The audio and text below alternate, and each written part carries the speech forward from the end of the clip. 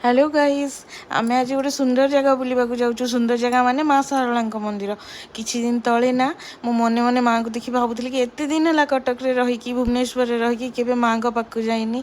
आउ मने मने बहुत मन दुख करुली। देखु फाइनाली भगवान आज आमको सकाळु सकाळु ही डाकी नेले। आमे घर बाहरिलु आउटा मनरे बहुत सारा एक्साइटमेंट धरिकी आम दुई जन बाहरिकी ना जाऊँ। एटा है महानदीर ब्रिज। मुझे ब्रिज दिखर छोट वीडियो करदे खुशी लगुला ब्रिज को देखिकी से तापरे आम कटक रे पहुँचिकिना आम पाखे किसी कैश नाला सो सी जाइए ओह्लैकिना तापरे भोक लगुला बहुत सारा। तापरे खाई से कंदरपुर पाखे ओह्लैकी गोटे जगह दहीबरा खाऊलु। आउ दहीबरा कथा कहवा गले पूरा गंधिया लगुला टोटाली भी भल नाला दहीबरा।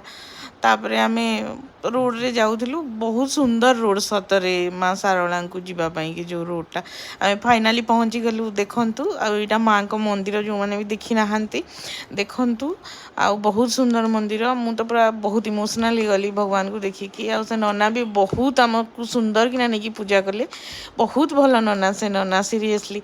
आउ तापरे आमे मंदिर रू बुलिकिना चारिआडे टिके फोटो उठेलु। आउ पार्ट 2 रे मु नना को नाम मेंशन करदेवी। आउ वीडियोटा टिके लंबा हो जाए तो पार्ट 1 पार्ट 2 दी पार्ट करी। आउे आम घर को बाहरिलु खरा बहुत होता।